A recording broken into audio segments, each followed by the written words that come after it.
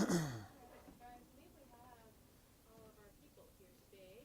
So as you guys all know, Keith is here to talk to us about Google Communities and Google Hangouts, and answer other questions that you might have about the Google apps if you've been playing with it. He's been working with it for a couple of years now, so you know a lot of the ins and the outs. Some of them, yeah.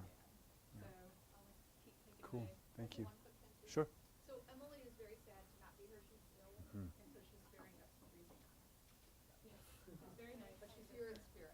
She sounds like she's been really busy. Good luck. Yeah. Welcome back.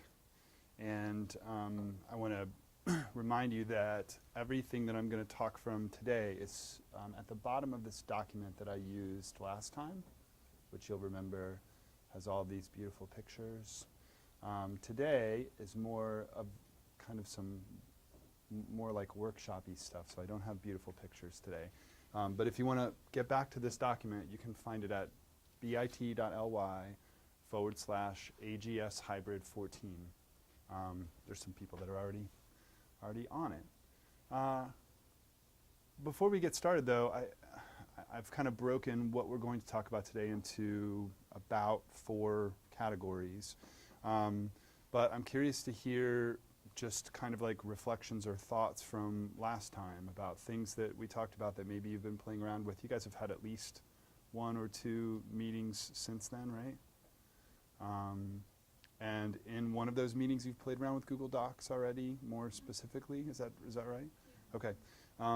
So before I kind of go on and do a kind of a brief overview of some of the things that are in Google Drive and work up to Google+, I'm just curious to find out whether you've encountered problems, questions, issues with planning things for the summer. Because I know that's like the main goal right now, right? Is taking stuff that you've already taught and putting it in a format that that this summer will be newly hybrid.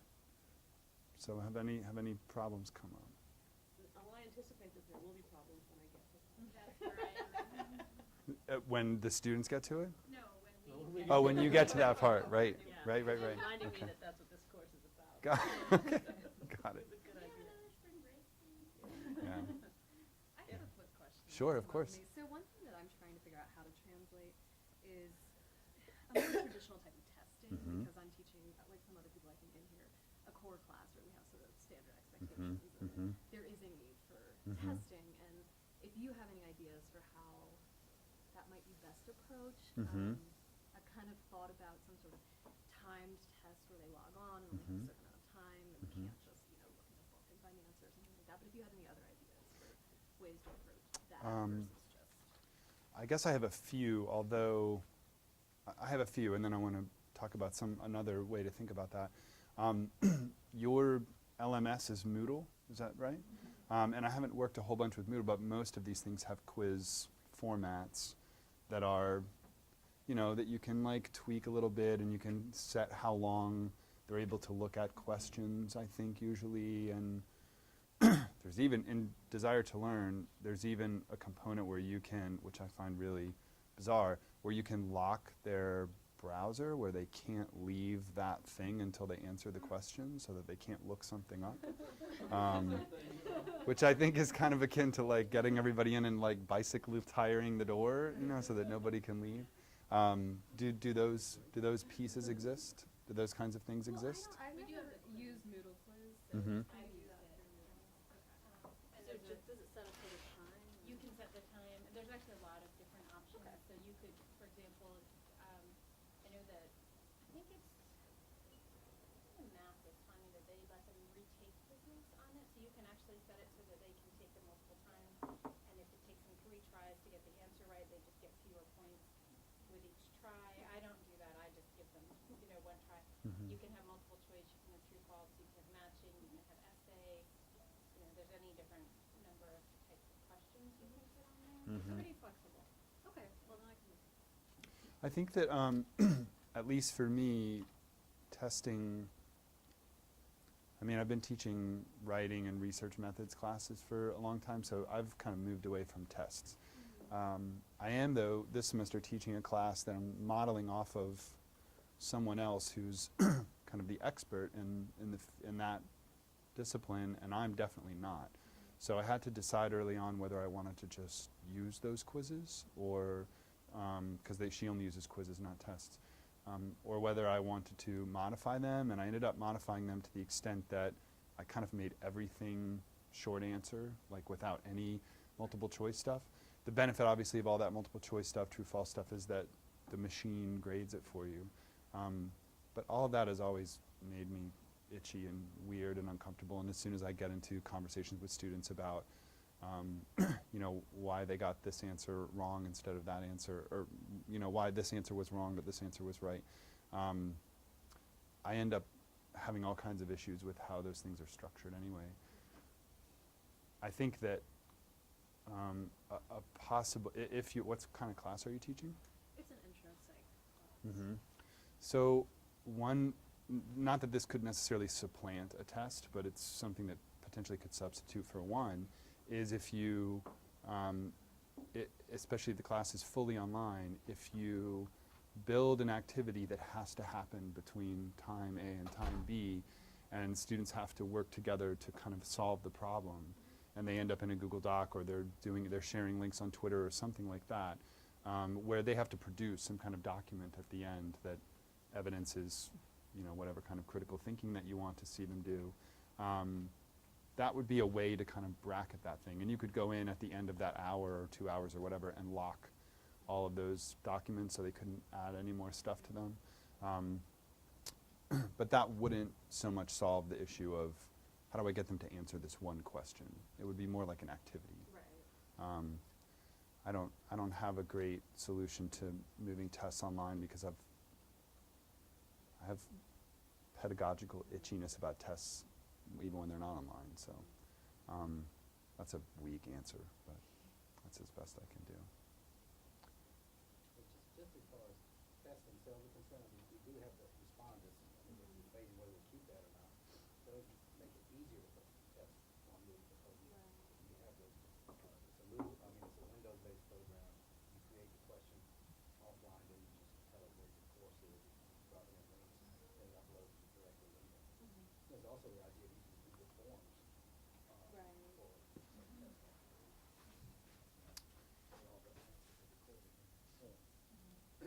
It also makes me think of something else that I've looked at and played with myself, but I haven't used in class.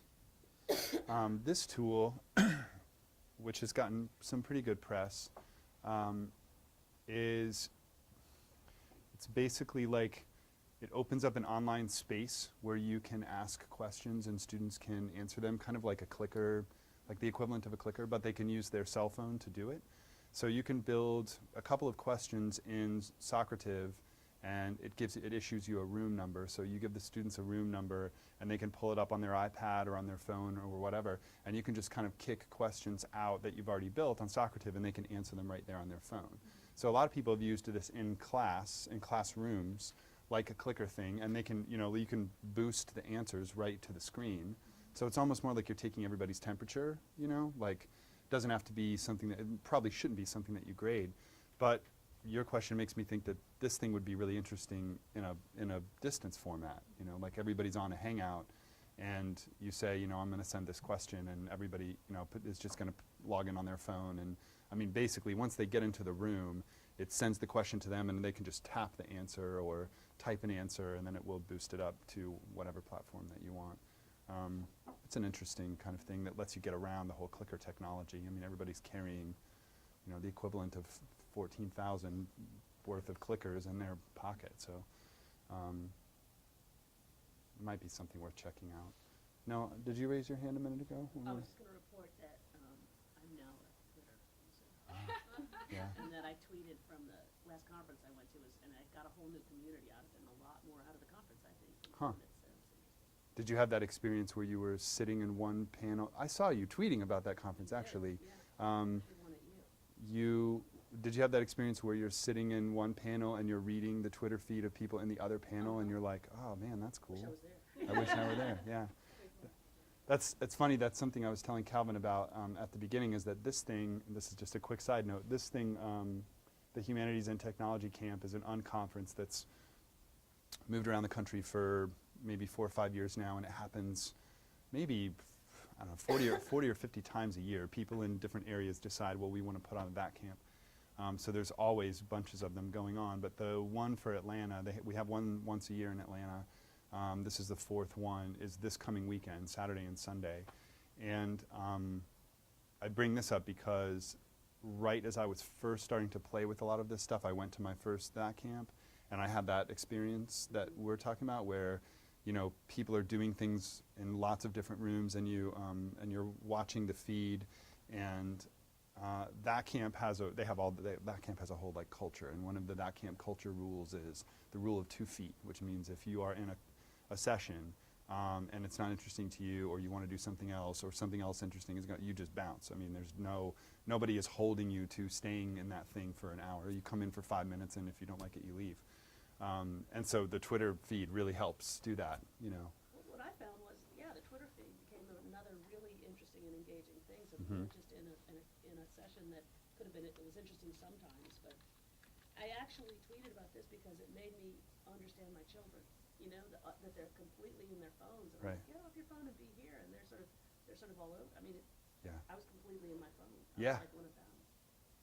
Yeah. Right. Yeah. There's a great article about that. I don't want to go too far off course here, but and I can boost this to wherever we're going to share resources.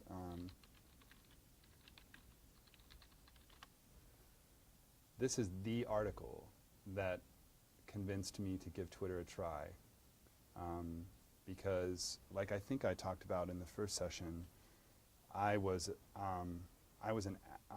very social media averse. Yeah. After all of my friends had been on Facebook, and all of my friends were starting to play around with Twitter, this is like 2009, 2010, I just found it dumb. I didn't understand it, and it seemed like it was just really digitized, gross self-promotion. But this article and some things that kind of came out after this really helped me understand how Twitter kind of builds this cognitive framework that is different from the one that we always walk around with. And of course, you can go way too far with that. I mean, you can have your phone out at the dinner table, and you can be, you know, that's why we have to always look at these things critically. But to cast them out or embrace them completely is, you know, like, that's not an academic thing to do. We should be studying them and understanding them and experimenting with them and honing our practice with them. And Can I ask a follow-up question? Which is, do you know of any kind of etiquette articles? yeah, I think that do you mean etiquette in what context? Well, I mean, I guess what you're saying is like we need to not throw it out and embrace it completely, but look at it and get best practices, and then write a book on etiquette for how you use your phone and where you don't pull it out at the dinner table, for instance. Yeah. Unless we need to talk about an article, I think that, or do we need to write that? well, it's certainly something worth writing. I think that I would put about 5 books on a shelf that have kind of shaped my understanding of that stuff. Yeah. And several of them I linked to in the last presentation. One of them that's really interesting is this one by Sherry Turkle called Alone Together. It's called Alone Together, Why We Expect More from Technology and Less from Each Other. And it's a very dystopian, critical, kind of scary review of where psychologists think we're going with all of this stuff, and family breakdowns and relationship breakdowns and stuff like that. A more kind of balanced view of it from an academic standpoint is this book called Net Smart by Howard Rheingold. Net Smart, How to Thrive Online. And I've actually used that as a textbook in my English 1101 classes for the past 2 years, because he has studied the internet. He's been involved in participatory communities on the internet for since the 80s. He was involved in planning sessions at Apple and Microsoft and stuff, really early on. And he walks through how the internet diverts our attention and how to get it back. He walks through how participatory communities can be beneficial, and also how they can be a real time suck. He walks through what he calls crap detection, which is really kind of spending a lot of time learning about how to evaluate sources online.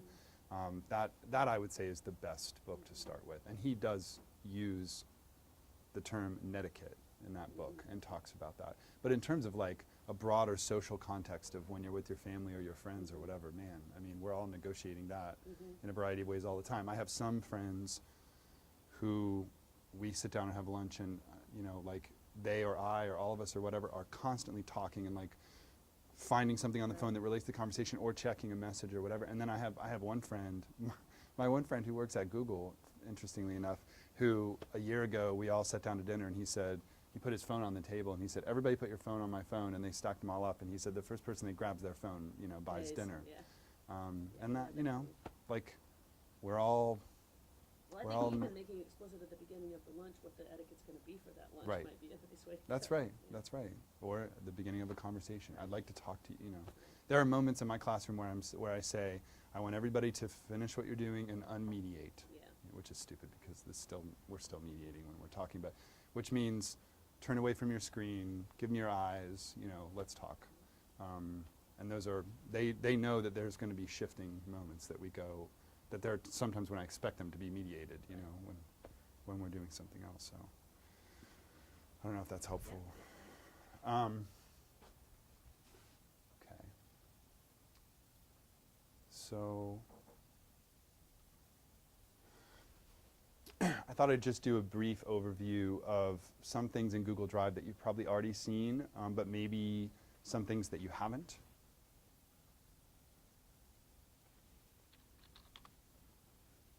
Whenever you hit your Google Drive, which basically is like a huge, you know, hard drive in space that holds all your stuff, and there's all kinds of ways that people can trick out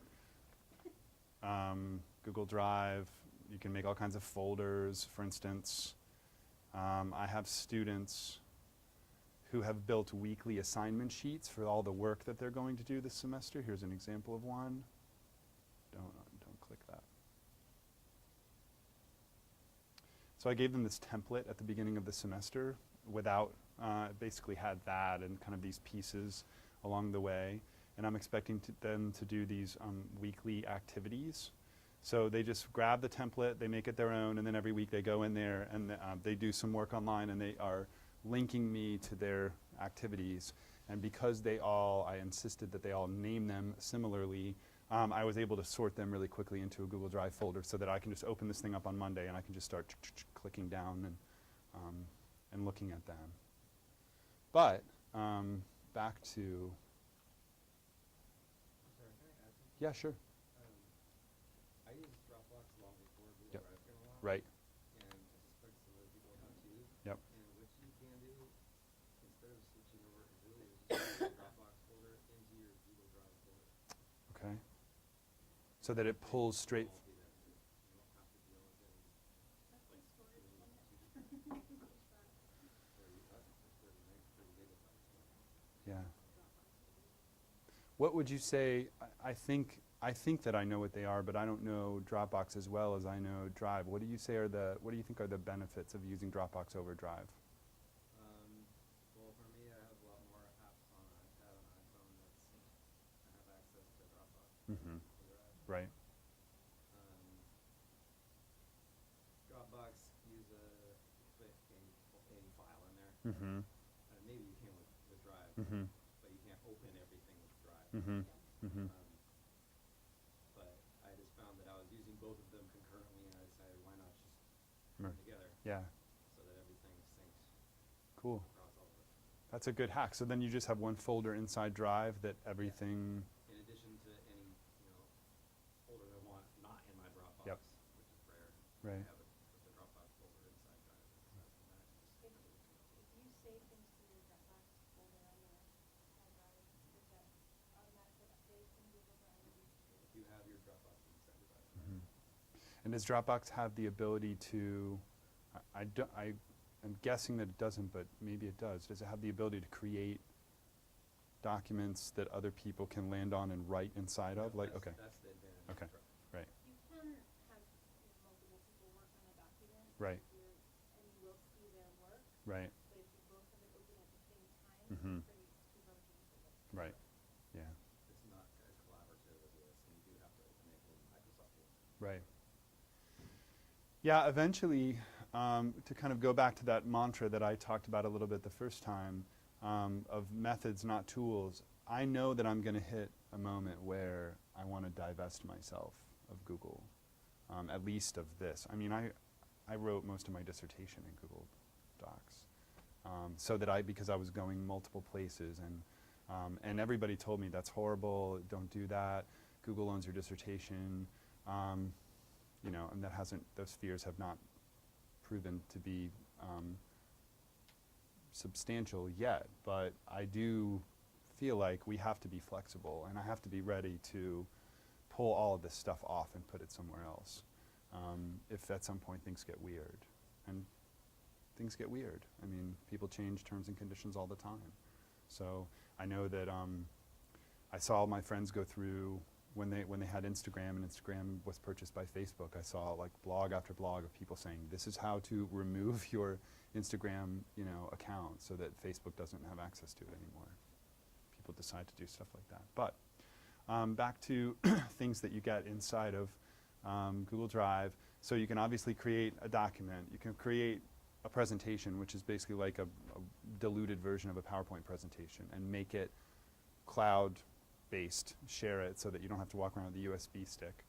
You can do spreadsheets, obviously. Interestingly, you can do spreadsheets that feed into forms that feed into spreadsheets, so that if you're doing some kind of registration thing for a bunch of people, like people at the incubator have done now like 500 times because of how many times we've had to cancel it because of the snow, you can pull up a registration sheet and people fill out all the boxes, and the registration sheet, the form automatically imports all the data onto a spreadsheet that you can then go back and alphabetize or code or move around how you want. Like you said, you can upload PDFs to Google Drive, so that you, if you have a scanned reading that you want students to consume, you can put it in Drive, you can make it shareable, you can boost the link to people and they can look at it. A word of caution on that though, nobody at Google is standing there making sure that you're not violating copyright when you do that. So just like, you know, for years all of us stood at the photocopy machine and made, you know, a 20-page chapter, made copies of a 20-page chapter, 20 copies for everybody in our class, and distributed them and didn't think that much about copyright and fair use and all of that stuff. The same anxieties exist, you know, more so inside of a framework like this, because all you have to do is make something publicly viewable and share it with 20 people, and immediately they could share that link with anyone else, and somebody else could say, holy smokes, you know, you've just made the most important chapter of my book public to the entire internet. I am suing you. And that happens. Like you said, tell me your name one more time. James, right. So like James said, in Dropbox, Google Docs has the ability to pull things into folders to make the folder public. So if you have a bunch of documents that you want people to be able to access, you can drag them into one folder and make that public. You've probably talked a lot about share settings. I think maybe last time we talked about the 3 layers of a Google document. I can't remember whether we did that or not, but very quickly you have this layer where any of you could land on right now and play around with, unless I have it set only to comment, which I may. You have the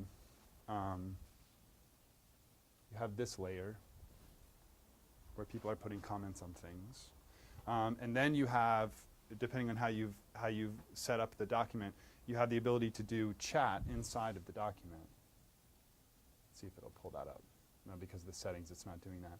But essentially, you can be working here, you can be annotating things here, and you can have a chat running. You know, all 3 of those things at the same time would be a little extreme, but all of those different kind of layers of a Google document are useful. There we go. Nice.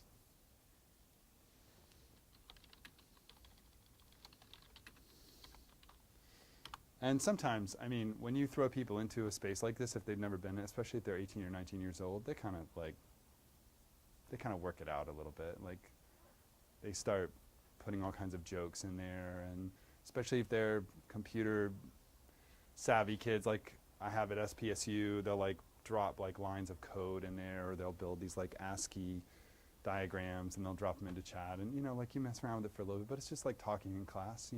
Eventually you just say, we're doing work, like let's turn off the chat for a little bit and come back to this thing. So.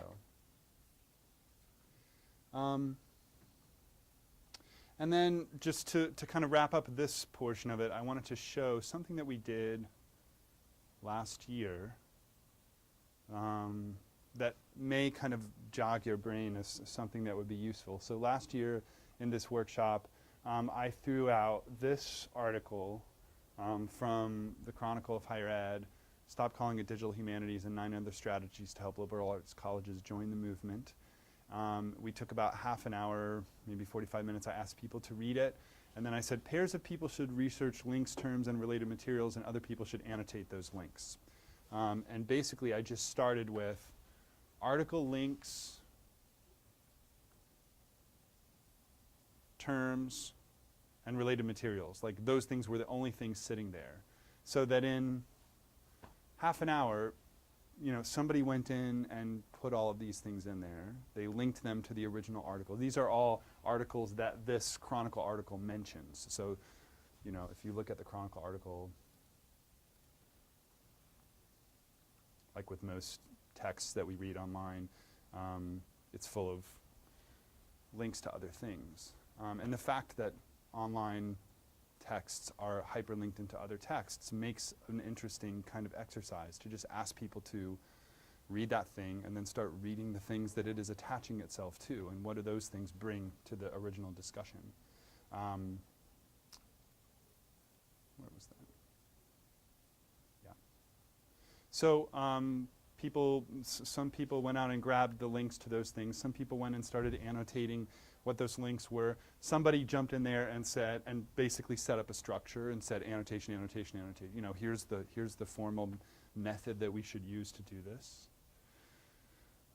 Some people had discussion about those things, and other people were kind of like isolating terms and related materials. And we did this in, I don't know, half an hour, like I said. So we were able to kind of move quickly from read this to let's talk about this thing, but in a larger context of other things that it is attaching itself to, and why are those things helpful? And that, I just bring that up as a potential activity that that makes something like a Google document seem much more robust or useful. So now I want to shift into a conversation about social media presence, and I'm curious if you have something to write on an iPad, a piece of paper, or whatever. I'm curious for you to just take like a minute and a half to jot down, to make a list of the social media that you use. 2 minutes, 9 minutes, whatever you think. Yeah. 2 seconds, that's fine. I'm going the wrong direction. Wait, what's our exercise? Write down, make a list for yourself of of things that you use that you would count as social media. For you. Yeah, we're going to talk about them, but it would be good if you have your list in front of you.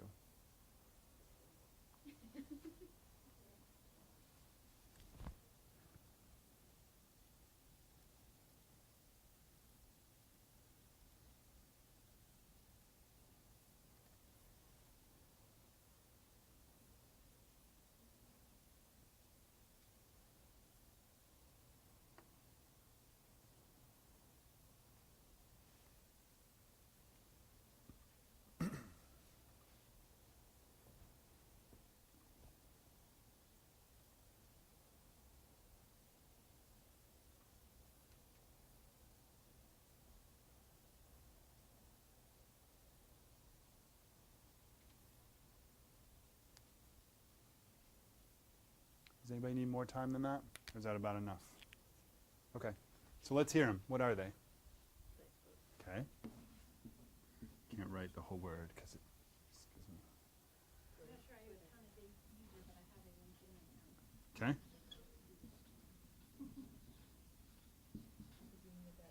Uh-huh.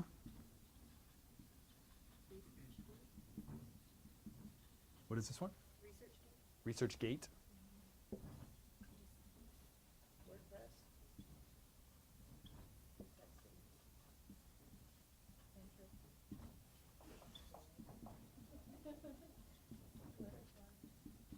got Twitter. Did somebody say Google Plus? Okay.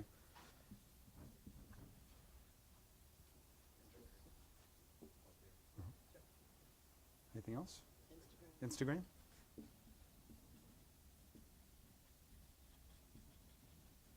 What about YouTube? How many people have uploaded a YouTube video before? Okay.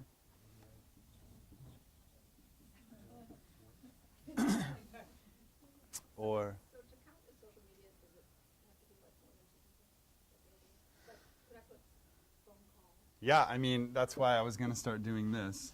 You know, sometimes people say email. Email is social media. Letters. What's that? Letters. Yeah, letters. Phone calls.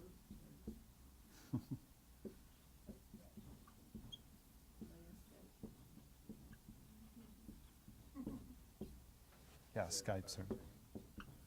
Which one? I use shared photo streams on iPhone. Okay.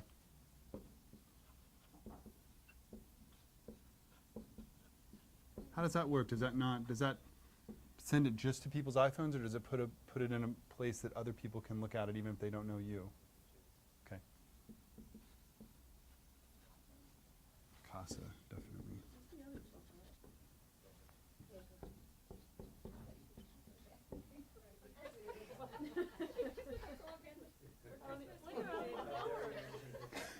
What's it called? Elfster. Okay, what is that? It was a Secret Santa thing with my family. Okay. They were able to put up whatever they wanted in terms of what gifts they'd like to see. And Nice. we matched us up with people that would be our Secret Santas. Wow, It's pretty easy. that's cool. And I can control it as the person, so I actually set it up so that I knew who everybody was. That's the person I wanted.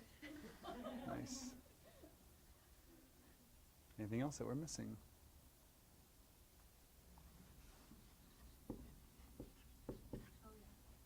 It's worth wondering whether an LMS is an instance of social media. Certainly the best LMSs will. I feel badly. Are you getting a sunburn from that light I'm or something? getting a migraine from these lights. I hate them. Have I mentioned Do that? you? You already played with these? Yeah, you can only turn them off or on. Turn them down as much as you want, because if people can, like, get in the middle, what? But I want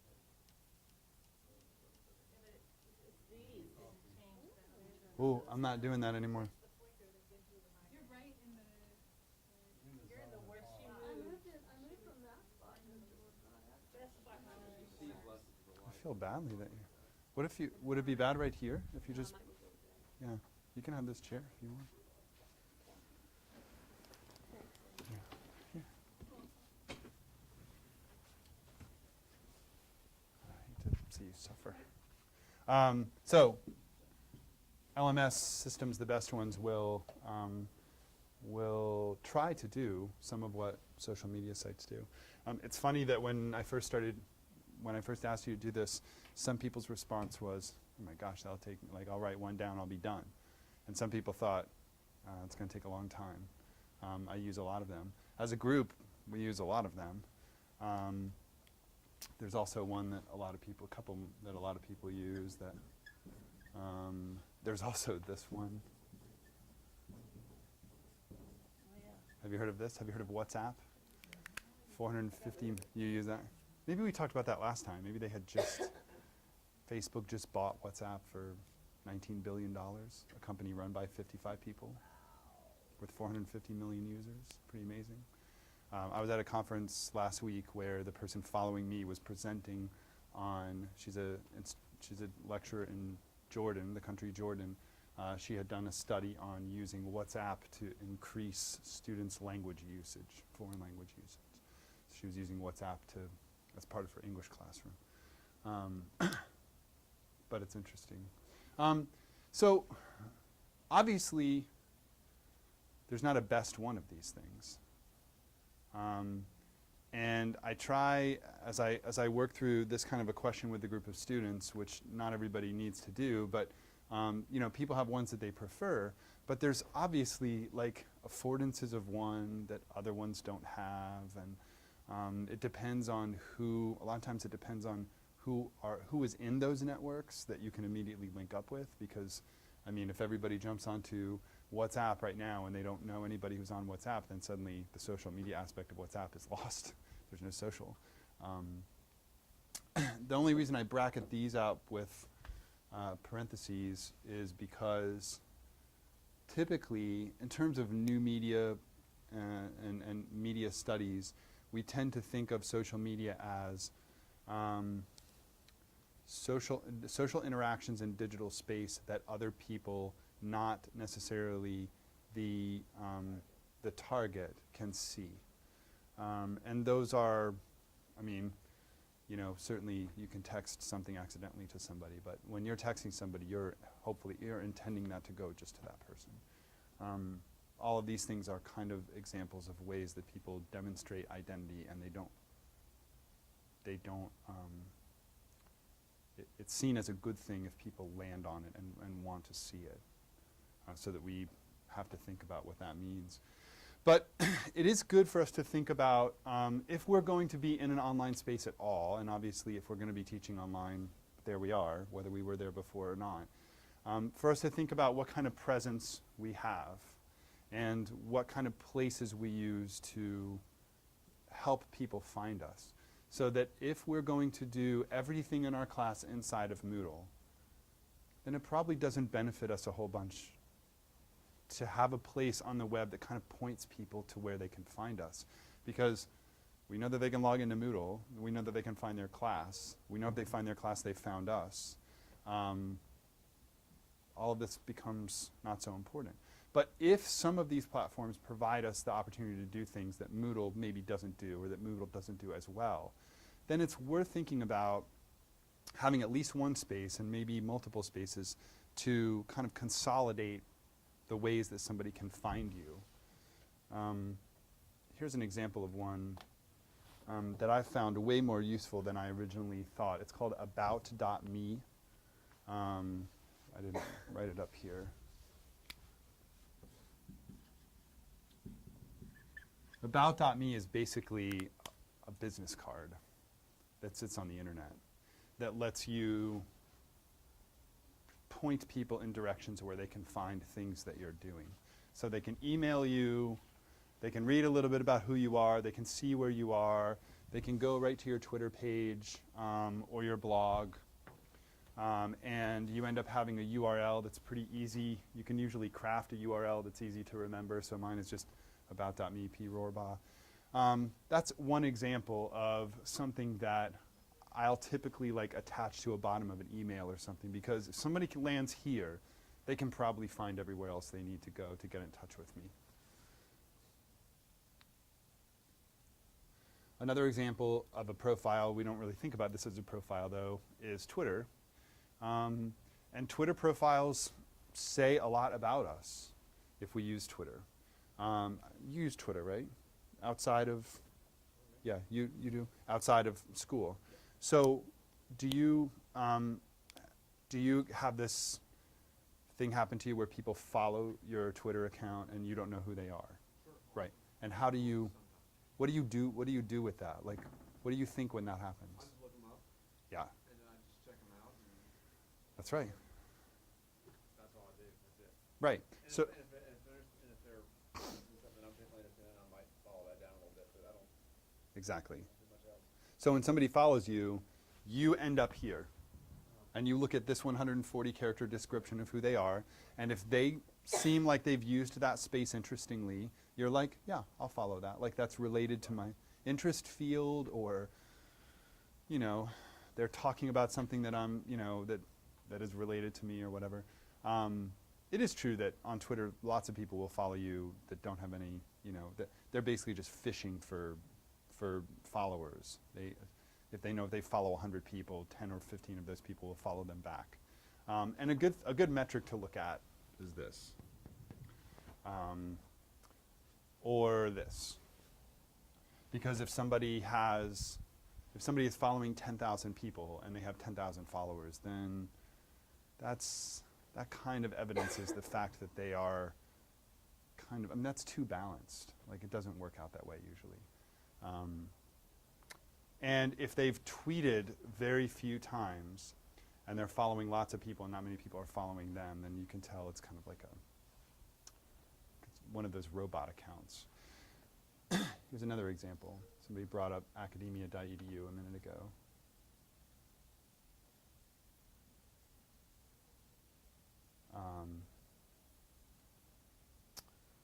This is an interesting social networking platform, especially really useful for people in graduate school or people who are getting on the market to find a job.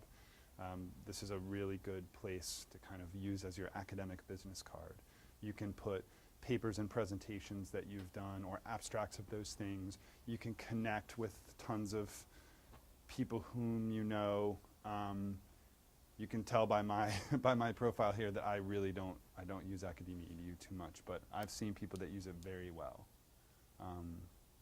People that get a lot out of the network. My point in bringing all of this up is that the ways that we go about kind of helping people find out who we are or how we construct our identity online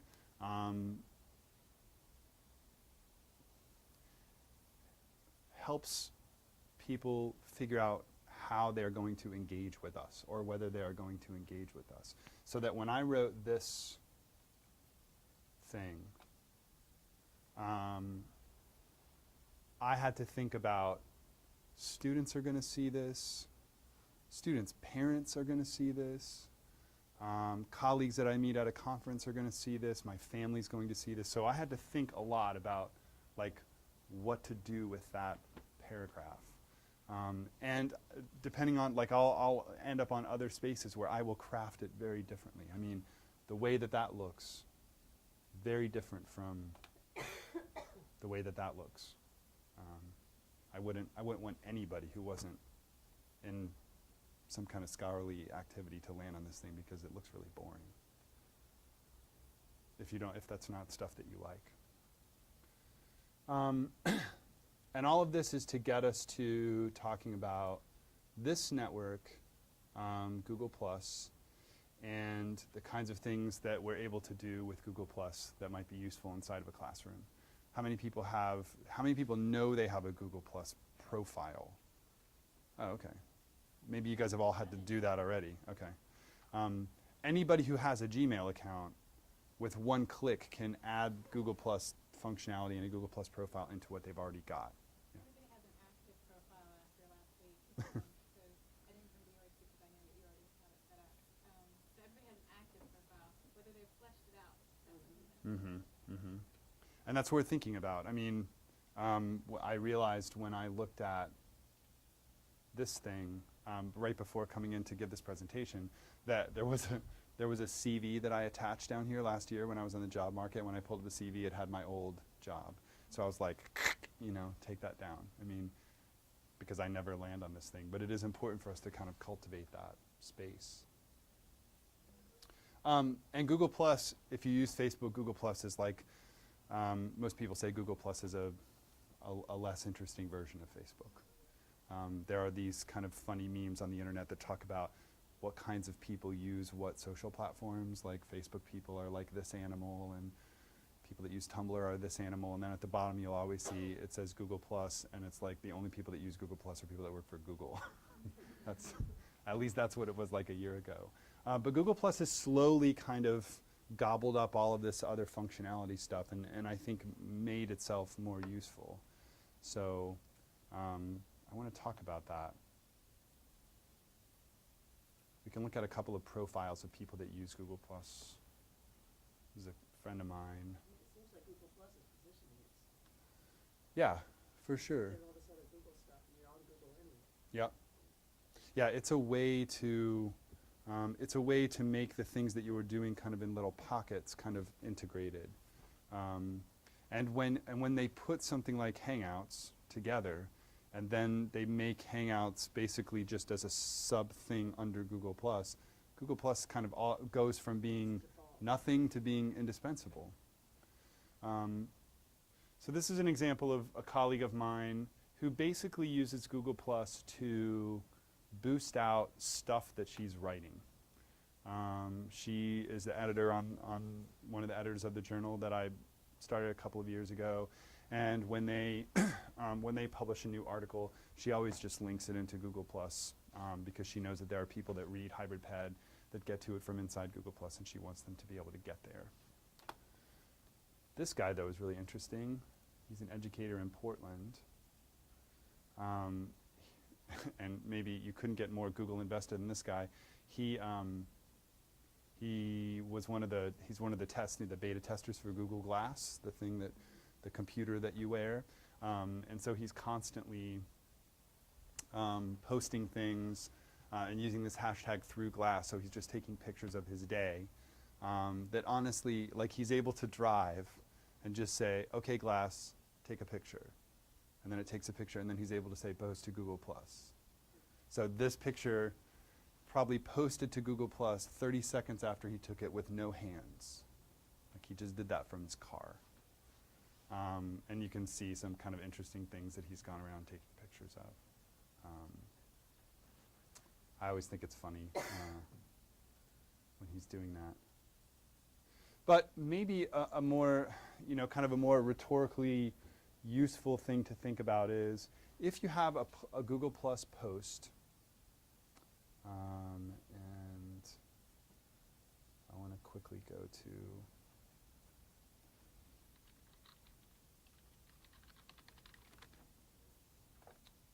so when you get to Google Plus, you have this thing, which is basically like your tweeting box in Twitter or your status update thing in Facebook, and you land on this. This is kind of the central publishing interface of Google Plus.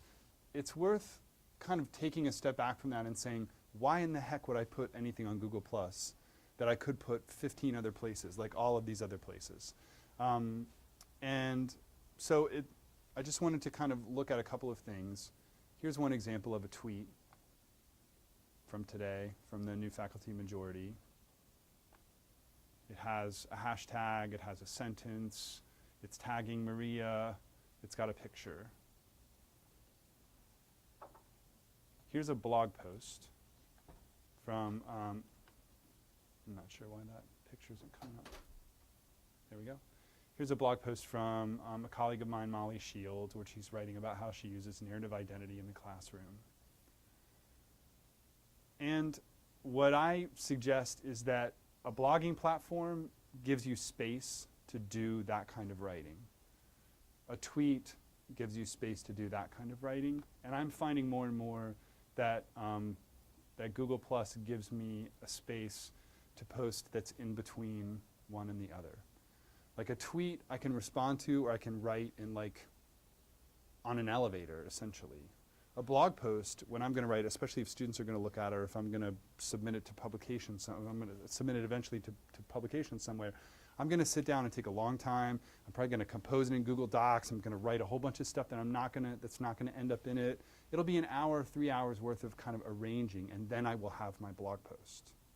There's a big gap between that tweet amount and that blog post amount, and I think Google Plus is a useful thing to think about, sitting in between that gap. So here's an, yeah, go ahead. It's the same with Facebook, but without that guy.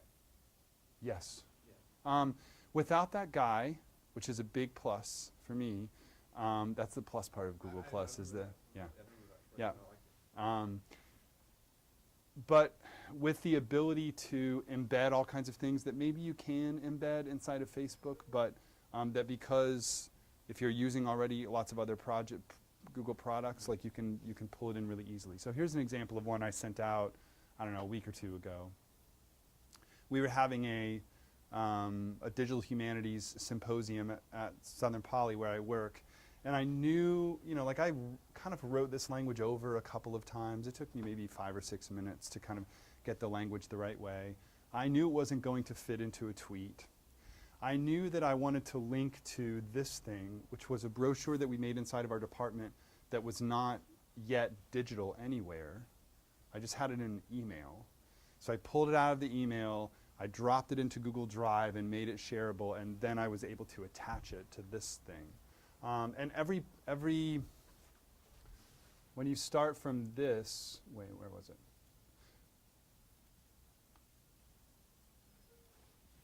Let me get that window back up. When you start from this box, what's interesting and useful about Google Plus is whatever you're going to do with that box, it's going to get aggregated in with a bunch of other things that you've already written, but each individual thing is going to have its own URL. Okay? So that when I look at Google Plus like this, let me go back to mine. Well, I can use Robin's. So here's Robin's page where she's posting lots and lots and lots of stuff. But each one of these, if I go and click on the date, will pop up as its own thing with its own URL. So I can use that URL and then put it in an email. Or I can put that URL on Twitter, for instance. So that this thing became really useful. It became useful for me to be able to kind of like put something together basically really quickly. I don't have to do a lot of design. I usually kind of stress and obsess about the design elements of a blog. I don't really have to do that here. And I can move it around pretty quickly on Google+. Other people will pick it up and push it. And you get this commenting space under it, which means that potentially you can have a big, long conversation about what's going on with that post. Yeah? So if I send a link in an email to somebody who doesn't have a Google Plus account, can they still see it? Yep. Yep. It's a, And they it's can a, comment as well without having a Google Plus account? that's a good question. We should test that. That I'm not 100% sure of. I want to say that, yeah, you can. I mean, the good way to do it is, like, we're on this document right now. The way I got to this post was by clicking this thing right here. If anybody is not logged into Google right now, see what it does when you try and type there. It's also searchable From your own page? Yeah. Yes, the search function is where I'm getting ready to go, but inside of a different kind of framework. So let's see. Here's my page. Search. One person's Google Plus page doesn't look searchable. Now you can do this. You can search inside of all of Google Plus. You can basically track a hashtag inside of Google Plus just like you can inside of Twitter. So this is everything, every Google Plus post that has that camp in it. Not very many, it looks like. But that is kind of where I'm going in just a second. All right. So is it clear then kind of the distinction I'm drawing between how these three kind of rhetorical spaces work and how one might be more useful or less useful than another one? Questions about that at all? I just want to answer the comments part. Yeah. The comments, it does prompt me to log in if I try to comment, but I couldn't see it. Yeah, which is one more like way that people who are critical of Google will say that's just Google. Like, I mean, it is like Facebook. Yeah. But what we're saying about Facebook is that it is just sort of social and life, and this feels like it could be something else. yeah. I do think it's important to know, because sometimes we don't think about using it in other audiences. Yeah, it should work with our students. And what you're saying now is interesting because if we go back to that idea of methods, not methods over tools, like any of these things could be academic, right? And it makes me think about, I probably brought up this comment last time, but this one thing that this student of mine said this semester, we were 2 weeks in, I was making them kind of work Twitter out a whole bunch, and I asked, what has Twitter use been like for you the last 2 or 3 weeks? And we had this long conversation. One of my students said, well, we're not using it the way that it's supposed to be used, which I think is like, that's the point. Like, this is a company. Twitter is a company. All these are companies. Maybe that one is a nonprofit, I don't know. They want you to use things a certain way because they want to use you a certain way. And the thing that I always come back to is, okay, like, use me if you want a little bit, but I am going to use you the way that I want to. And at some point you may decide that that prevents you from using me the way that you want to use me, and then we'll go our two separate ways. But, Interesting, because I've been using Facebook more academically, but what I'm finding is students, they're not interested in Facebook anymore. Old people. it's funny. My son, who's 15, just told me that. My daughter who's 17 just closed her account. Yeah. My son 13 never even wanted one. Yeah. But I also find that I can't, so I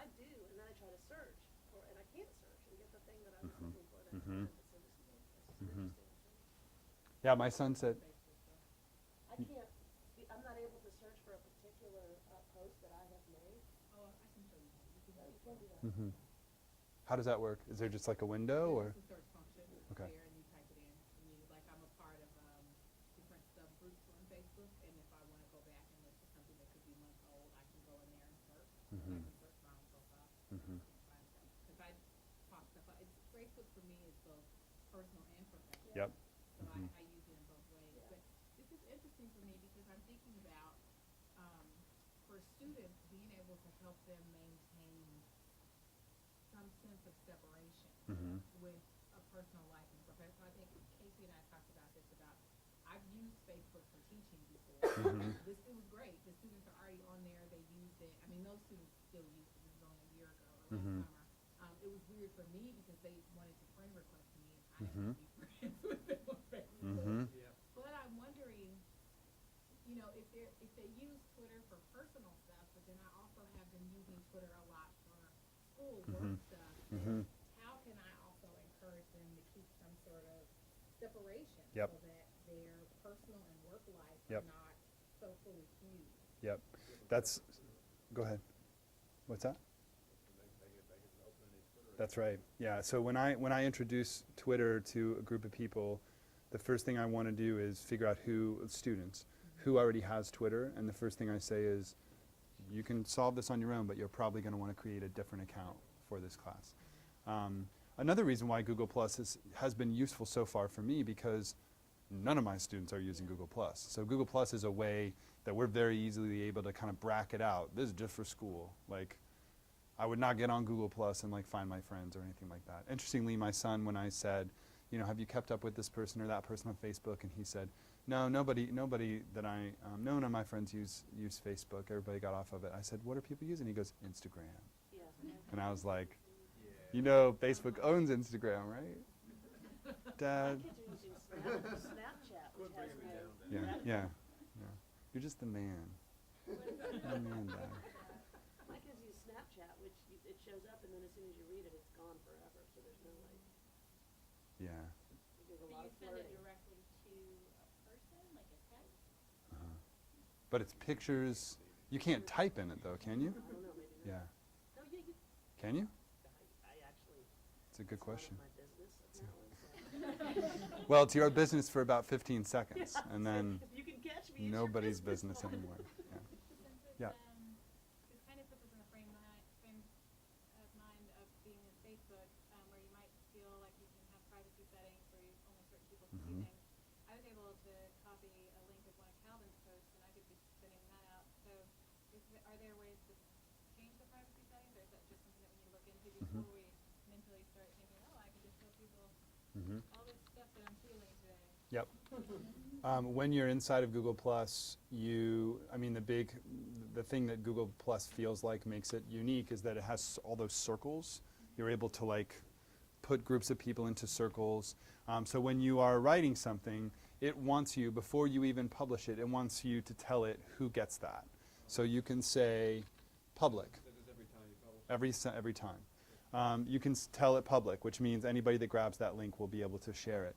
You can tell it, what are some examples? Shoot, I can't think of any of my circle names anymore. I'm curious about if Calvin was in my friends section and I posted something and he thought that I was just, because we were work colleagues, that it was just that was on my head, Mhm. to anybody, and he reposted somewhere. Mhm. Is that something that he has the ability, but I'm thinking mentally, oh wait, this is more of a private thing, Yep. even though I limited the group that I did it to. Yep. I think that there are ways that can happen inside of Google Plus. I know that I've gone to share something before, and Google Plus will say, this was shared with you, and select other people. Are you sure that you want to share it to other people? So I think when it's person to person, you can't take it out of that. But when it's to a group, the people in the group potentially can. Okay. The exception to that being, and this is kind of why, see, Google Plus all by itself, everything I've shown you right now all by itself, was interesting and useful to me up to a point, but in a class I would have never used it until they added the functionality that I'm getting ready to show you right now. So all of this stuff, interesting, useful. Sure, I can post a brochure, I can post a thing about the event that I'm, speaking at my school or whatever. I can put it on Twitter, kind of useful. But about less than a year ago, I don't already have that in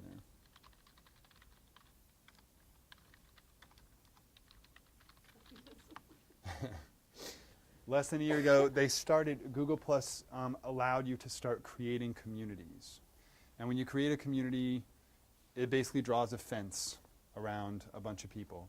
And it creates kind of like an instance of Google Plus just for that group, so that you can send stuff to that group, and they will, depending on how they've talked to the community, they can get notifications every time somebody posts, or they can just come back to it when they want. But you can make a community public or private.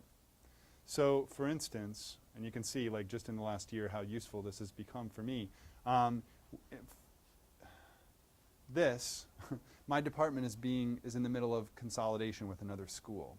So our department, the ETCMA department, is having these real kind of existential identity problems because there is an English department on that other campus, and our fears were they want to come and swallow us whole, and we didn't want that to happen because we're not an English department. We're an English and 3 other things department.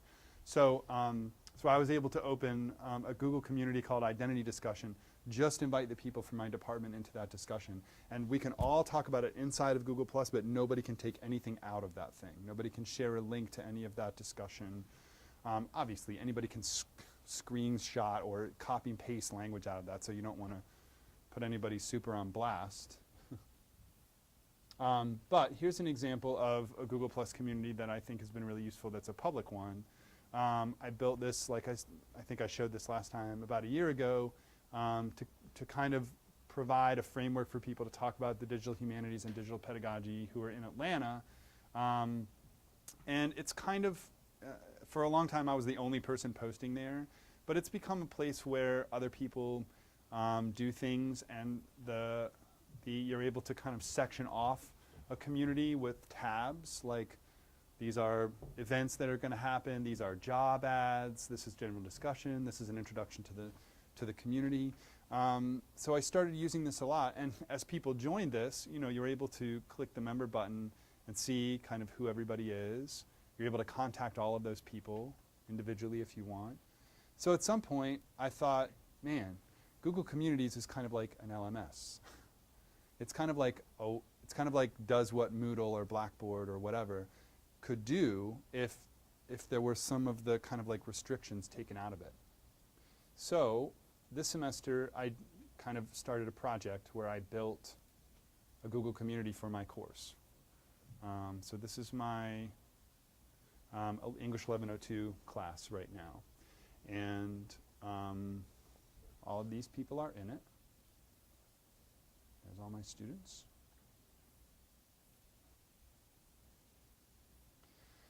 And essentially, what I started out doing, come on. Maybe it will take me forever to get down to the bottom of this, which gets me to that search question from a little bit ago. What if you did control F, Command F, would that search the whole thing, the things that aren't listed? It wouldn't be able to search what wasn't on the page.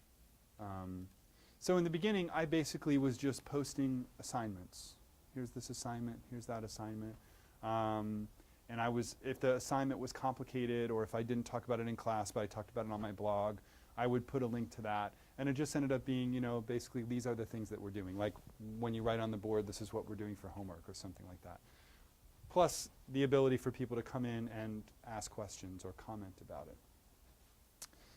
Eventually, though, I started encouraging my students, because I'm asking them to do a lot of collaborative work, I started encouraging my students to use Google Plus to kind of go out and find the people that they wanted to collaborate with on projects. So they would put up stuff like, let me see if I can find one. So here these two guys collaborated on, this, which is a Google document that they linked into Google+. And they're asking for people to come back and read and leave comments on it for them. But eventually, this whole thing started being kind of burdensome. Like, it ended up being like Twitter, like there's so much going past you that you can't go back and like find all those things. But this thing right here is genius, because I can search inside of that community, which means that as I'm building posts, I can use hashtags, and the hashtags will let me aggregate things. So for instance, we were doing an assignment at one point. We were doing an assignment at one point that I knew was going to spool out over several weeks, that had to do with design, like designing a web page or designing something on the web. So I started tagging those things design.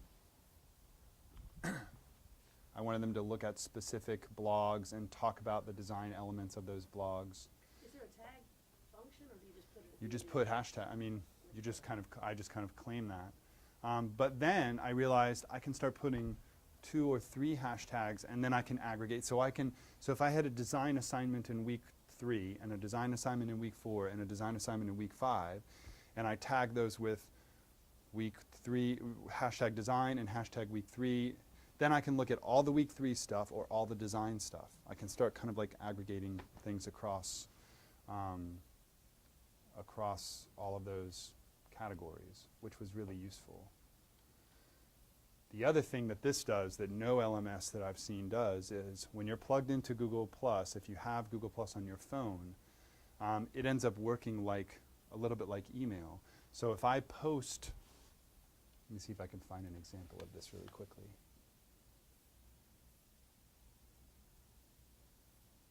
Yeah, this is an example.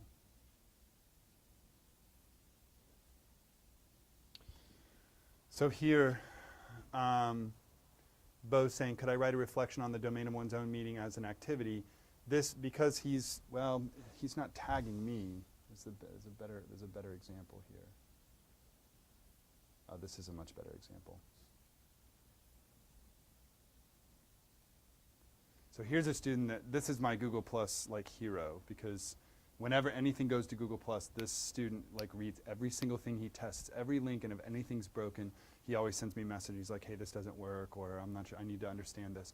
But all of those questions happen in public so that everybody else, if they're having those questions, they can see that too. So he's quibbling with me, because in an assignment I've said, if you're going, you have to have this many resources in your project, you have to have this many citations, 2 of them have to be academic sources. And here are the here's what I'm going to use as the definition of an academic source.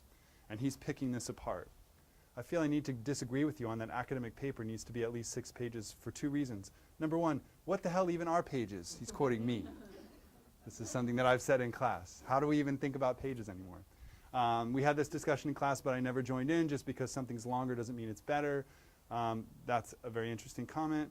Second, do they absolutely have to be written by a professor? My topic is mobile gaming's effect on internet entertainment industry, and while there's probably one professor who's written an article on that somewhere, I'll be hard-pressed to find it. So when I got this thing on my phone, I get a lot of these on my phone, and usually the answer is yes, no, or let's talk. And I can answer that on my phone. Like somebody says, I'd like my project this week to be about blah, blah, blah, blah. You know, will you approve that? And I'm like, yes. And then I've got a string of those underneath one Google Plus post that shows all the potential projects that people are going to do. So I got this, and knowing that Avery is quick, and I want him to know that I'm going to be quick, I'm like, I'll reply to this later today, but your questions are good. I'll explain my rationale after my presentation. Come watch if you want. And eventually, when I had time to sit down so that I did from my phone. Eventually, I had time to sit down and write these answers to his questions. But again, everybody sees that. Everybody sees that conversation. At least everybody who's dialed enough into the class that they know to watch this and that this is useful. Can you comment on comments? Kind of. Like, yeah, I mean, he can come back. I mean, this can go, that thread can go on for a long time. You can also do, where is it? Well, I can't comment. I can't answer back to myself. Essentially what will happen is, if I want to reply to Alex here, I hit reply, and it's basically just going to put his name in this thing. So Google Plus is making sure Alex is going to get an email when I write this thing. So Google Plus at this point, useful for distributing a whole bunch of content, not useful for a linear kind of progression. So the way I have matched Google Plus with something that's less engaging is this. I have a blog for the course. I put up a post every week. The week has a little bit of an introduction. It has readings. It has activities. If there's a note that I need to leave about absences. Yes, this is a blog post and people can comment on it, but very few people are going to do that. They're not sure how they're going to get notified about it. They're not sure who's going to see it. But inside of this thing, I will oftentimes link out to stuff that I've written, that I've described in more detail in Google Plus, because I know that that's where they want to write about it. That's where they're going to have questions. This is a lot of stuff. If somebody has a question, they're going to be like, I just want to ask a question about this little piece. So I'll put this little piece on Google Plus so that they can go to that thing, read it in more detail, and ask a question about it. This is maybe an example. No, this is different. This is an assignment sheet that they can ask questions about, but different from a Google Plus item. What do you see as the advantage of putting everything on a blog rather than using, I forget what your Google equivalent is? Desire to learn. Yeah. I'm organizing in my head. Desire to learn is inside of a fence. And there are some times that I see a benefit to work happening between teachers and students inside of a fence. And I use D2L for that. If I'm going to have somebody evaluate their group, I don't want that on Google+. I also don't want it clogging up my email. So I will open up something in D2L and I'll say, here's where you should put your evaluation. I mean, by the blog, Mhm. which it looks like it's sort of a syllabus Yeah, thing. yeah. And so that's that. Yeah, I like that to be public, because it's sometimes the case, and depending on the class, it's often the case that I will drag other people into the class. So I'll have somebody come in and do like a guest presentation, or I will merge my students with my colleagues' students. This woman I work with in New York, Janine, my students and her students will work on something together. And so with one link and one link from her, we're able to show both groups of students what are going on in both of those classes. It's kind of just become a habit of mine to be demonstrative of what we're doing. Also, because in D2L, theoretically, this is the other component of this, and this is the last thing I'll bring up before we kind of move towards the last part of Google+, which is Hangouts. This class, this will be hard for me to remember all the pieces of, so it might be hard for you to keep in your head. This class is really actually 3 classes. So there are 3 English 1102 classes that I'm teaching this semester. One is a regular face-to-face 2-day-a-week class. One is a Tuesday hybrid class, which means they see me once on Tuesday, and then there's some other batch of work that they're doing that counts as class time outside. There's a third class that is a hybrid class, but on Thursday, and those students I share in a digital humanities cohort that I created with another teacher, so that they're in her history of the internet class on Wednesday and in my English 1102 class on Thursday. Same exact students. They couldn't register for one without registering for the other. So this whole idea started with that group, those 25 students, because I wanted to be really kind of plugged into what they were doing in her class and understanding things. But the more the semester went on, the more I realized we're all doing the same stuff. We're all doing the same readings. They're doing some stuff in her class that's different, but that's for her class. So all 64 people are in this thing, because there's at least one collaborative thing that they do every week where they have to like pull 1 or 2 or 3 people in on that project. And I want them to be able to pick from any of those students, not just the students that are in their class. So at this point in the semester, people really have developed a familiarity with other people in the 2 other classes that are maybe whatever, mechatronics. We have this major on SPSU's campus that sounds so fascinating. It's called mechatronics. It's robotics, electrical engineering, and mechanical engineering. So, and mechatronics students are like, it's like they have like a secret handshake or a barcode or something. Like when they walk into the room, all the mechatronics students just, they just line up. Right, right. So when my mechatronics students in one class found my mechatronics students in the other class, like now they're doing work together all the time about robotics and stuff like that. Which, I mean, like, that's what the class is about. Like, why would I prevent them from doing that? So the best answer to your question is that this thing is like the template for everything that's going on that everybody needs to know. And this space, And what did you use to create that? well, this is, I have my own, I pay for my own domain space. So it's, so I have this. I have prorbod.com, which is my blog that I haven't updated as much as I used to. But once you own your own web space, you can split it into subdomains and create like its own thing. So with that dhcohort.prorbod.com, it's a whole other site. Like I can lay a whole other instance of WordPress on it, a new theme, whatever. But you could do this with WordPress.com. You could have that up in 10 minutes. And I mean, these are not pretty. Like I don't spend a whole bunch of time doing a whole bunch of design, but there's always like tons of links that I'm putting in there, and I'm sending them out to read stuff or listen to a This American Life episode and come back and talk about it. So, so that's what I would offer as why this does one thing and this does another. This is like the sandbox, and that's like the blackboard, kind of. You'd use this more for discussion, and you would always use it probably, for now at least, in conjunction with some other, almost like a online syllabus area. Right. So Moodle could work for that. It's a static place that doesn't really change, but guides people out to have discussion here. Yeah, I think it's all, I'm also just super resistant to D2L as an idea because it's, and hopefully, like the way that you guys kind of implement Moodle, or what I've heard about, how I've heard you talk about it, I think is very different from the way that the University System of Georgia like rolls things out. But the way the D2L works is that you don't realize until you are in it that it owns you. Like whatever you do inside of that thing, you have almost no intellectual property rights on that thing. So when and this is something that has never come up for me, but I'm convinced that at some point it is going to come up. When I do this, like this is mine. Like the University System of Georgia cannot touch that. It's got a Creative Commons license on it. They can try and say that they own that, but they'd have to make that argument in court. Yeah, I own the domain. Yeah.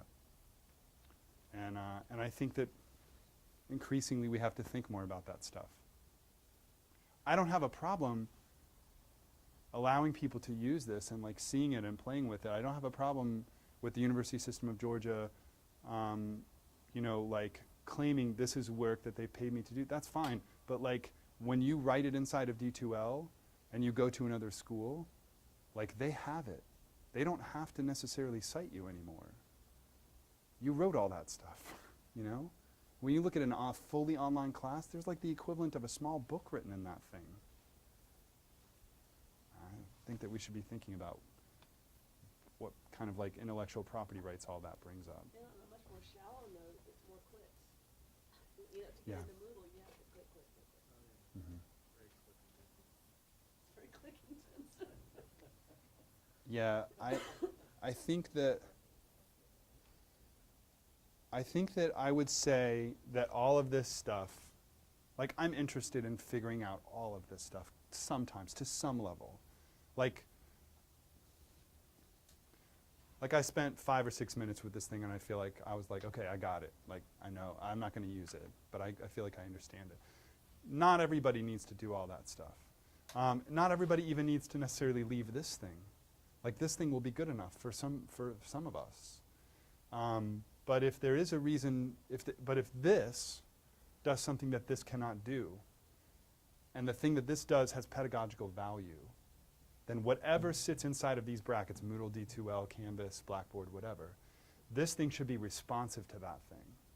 And if it isn't, We have all the resources in our disposal to just drop a link to, to like get outside of that thing and get to the other thing. So I wouldn't be interested in doing this and using this thing if it didn't do something that I think nothing else could do. And I know people use Facebook in class, and like Facebook probably does this just as well. So that's that. So these are 3 examples of how I've used Google Communities for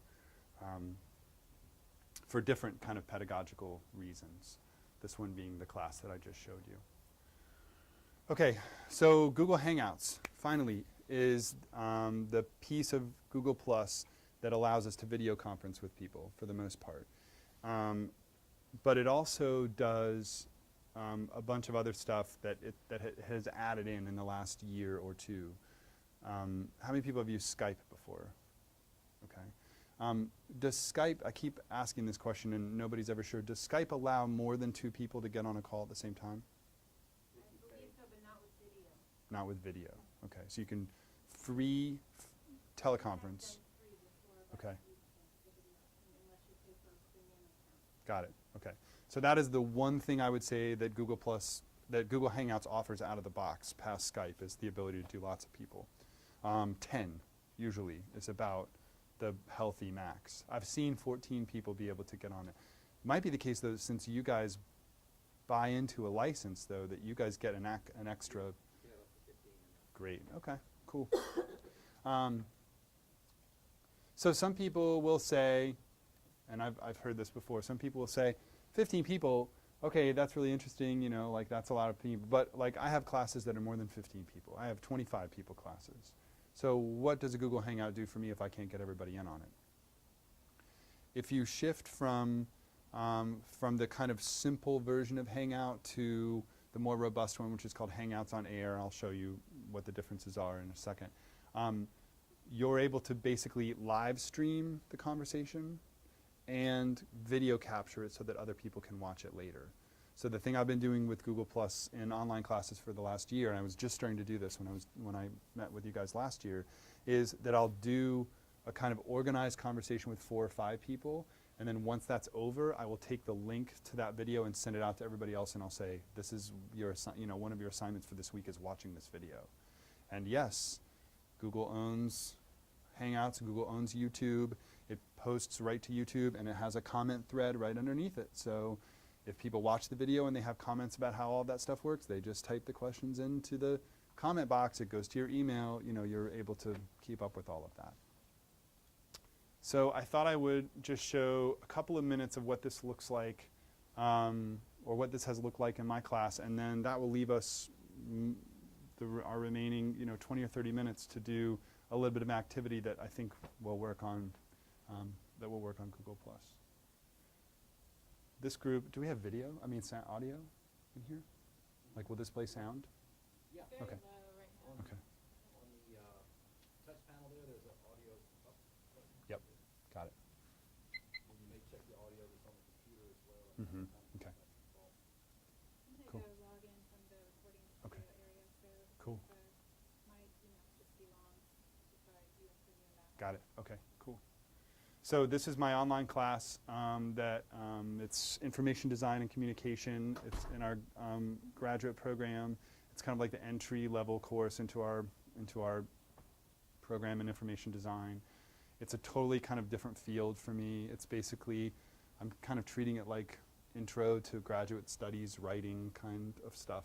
But there's lots of things in here in this class that are kind of outside of my subject area that I'm kind of learning along with them sometimes. But the one thing that I brought to this class that everybody has liked is every week we have a meeting. This is a fully online program, so none of these people theoretically ever see each other. It's all happening through D2L. But every week I'll find at least 2 people, and sometimes, like you can see here, it's 5 of them who can join in the same conversation.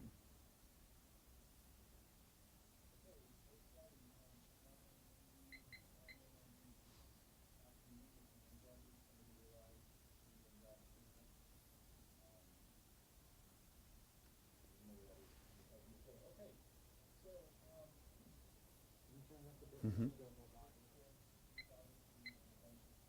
things to start thinking about and new ways to start interacting. So mostly I just wanted to take questions tonight. I just have a couple of things to remind you of, but I anticipated that with all of the new pieces that probably people had questions, and I wanted to make sure that that I got to those first.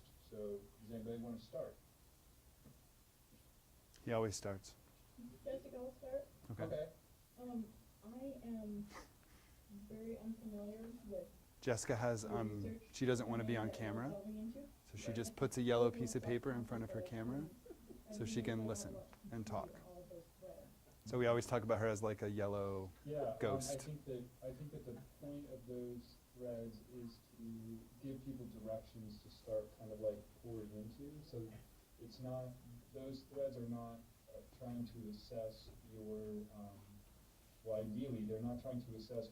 So this seems, when you watch this, I think maybe it seems, because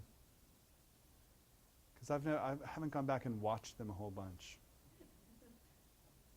You don't like looking at yourself on camera either. It seems like flat, like there's some kind of linear progression, but there's not usually. I mean, I have things I have to say in the beginning and I have to say at the end, but for the most part, I mean, it is a grad program that's fully online. Like these guys have a bazillion questions. Like they're having to read, you know, hundreds of pages worth of stuff every week. They're interacting with APA citation format probably for the first time a lot. They just have question after question. So they come with, you know, lots of stuff prepared. And yeah. We're watching this on Google Plus. Does it get uploaded to YouTube and then you link it? That's actually, once I've done one of these videos, it automatically kind of has its own page. So then I'm, You could send the students to Google Plus to watch it instead of YouTube. well,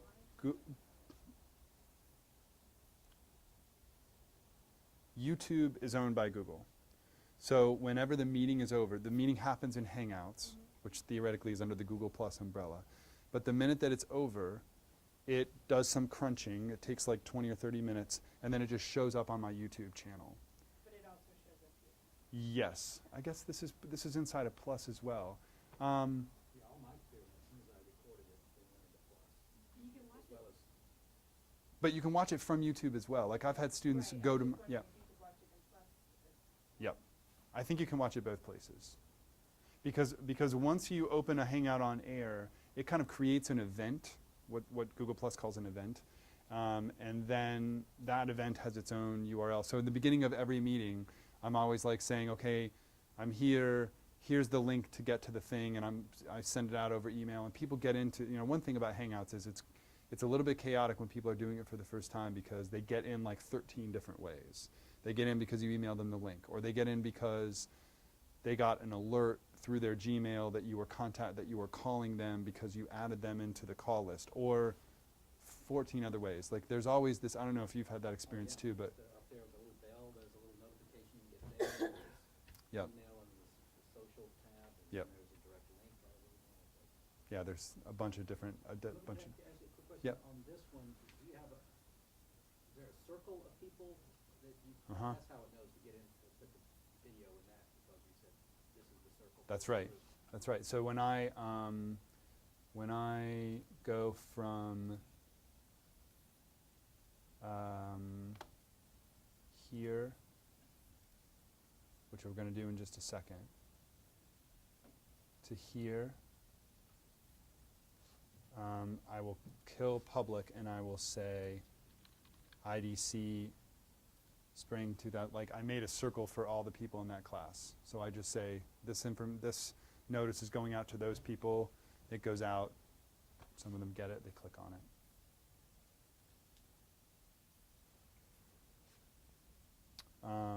That answer your question? Yeah. Okay.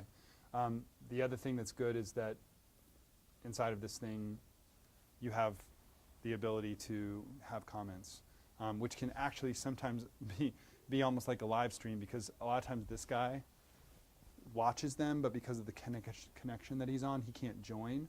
So he watches it, and then he kind of like types notes as it's going on. So I have to sometimes click back over to this page while we're in the Hangout to see if Oland has said something, you know, something that I need to answer right then. If I don't, obviously I come back and answer it later. But. He's just watching the live stream Mhm. because his signal doesn't allow it. He's sitting right on this page. He's playing it right from here as it's happening, and he's able to just add comments to it as it goes. And then the last piece is this. We obviously had a bunch of snow the end of January. And I had a snow meeting with my English 1102 students, so they had not done this before. My IDC students are used to this. These guys did not, they weren't used to it. But there were so many things that I was pushing, like I wasn't slowing down the class. The class blog post was still coming out. They still had stuff due. So I knew they were going to have questions. So I opened up this meeting just to see if anybody had questions. They had great questions. And they were also a little bit stir crazy because they'd been in the house for a long time. So you see, so this happens kind of at the beginning of every meeting. All right, we are live, and this is our, after many different attempts. This But is they're our just kind of totally first silly, official, like. Synchronous meeting for I thought that there was more of this. 1102. Yeah. There's all these things that you can play with on Google. You can put like hats on people, and you can have like audio effects and stuff like that. So. I just decided we should totally have like a laugh track for the entire meeting. Right? Live studio audience. Oh, the Like they can do all of that stuff, and so it's good to let them play with that in the beginning because they get it out of their system. But this was useful. I didn't think that these guys were going to take to it as well, but they did. Also, I'll say, and you'll see this when we do the event, whenever you open up a Google Hangout on air, it lets everybody in, and then there's a broadcast button at the top. And so you're not live streaming until you hit the broadcast button. So you can wait till everybody's in. I usually like to tell everybody, okay, I'm getting ready to start the broadcast. Do you have any, is there any, if you need to look pretty or whatever, like potentially the whole internet is going to see you, get ready. Okay, now I'm broadcasting. So that's why you see at the beginning of every one, I always say, okay, now we're live, because I've been on camera with these guys for like 6 or 7 minutes already, and I want them to know, where this is happening. Okay. So I'm going to walk very quickly through how you set one of these up. How many people used Gmail even before Agnes Scott switched to Gmail? Okay. So you know then that everybody called this thing, pop up, this thing, everybody called this thing GChat, right? Maybe some people still call it GChat. GChat as a thing does not exist anymore, even though a lot of us still call it that. This is now Google Hangout. This is one iteration of Google Hangout. So when you're chatting with somebody, that's why it says new Hangout, because you can pull somebody in and chat with them. You can even put somebody's phone number in here. If your cell phone dies, you can put somebody's phone number in here and call them from your computer. You can have a phone call. You can merge phone calls. You can talk to 3 or 4 different phone calls in here at the same time. But all of that is Google Hangout, not Google Hangout on Air. Google Hangout on Air is kind of a more formal structure. So that's why, just so that when you go back and look at this document, I want you to remember the difference between Google Hangouts and Google Hangouts on Air. Hangouts combine instant messaging, phone calls, and video chat. So one-to-one video chat that's not recorded, video chat that nobody else can see except you and the other people that are in it. Google Hangouts on Air include scheduling, live streaming, and video capture. So if you want to be able to put an event on somebody's calendar that's a video chat, if you want to be able to live stream it, if you want to be able to capture it so somebody can watch it later, all of that has to be done through Google Hangouts on Air, which is this link right there. And when you click it, it looks like this.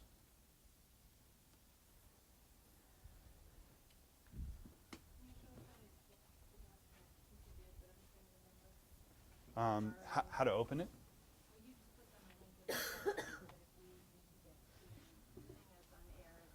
It's the link. It's plus.google.com/hangouts. But it's also yeah. This if you want to come back, if you find that link that I put in there would be another way to get it. But yeah, it's true that if you do a search for, you get this weird, the first thing that you see is this, which puts you in this like circular loop of finding out about Hangouts on air, but doesn't help you start one. This is really annoying. Like when they switched it, I ended up in this thing forever. Yeah.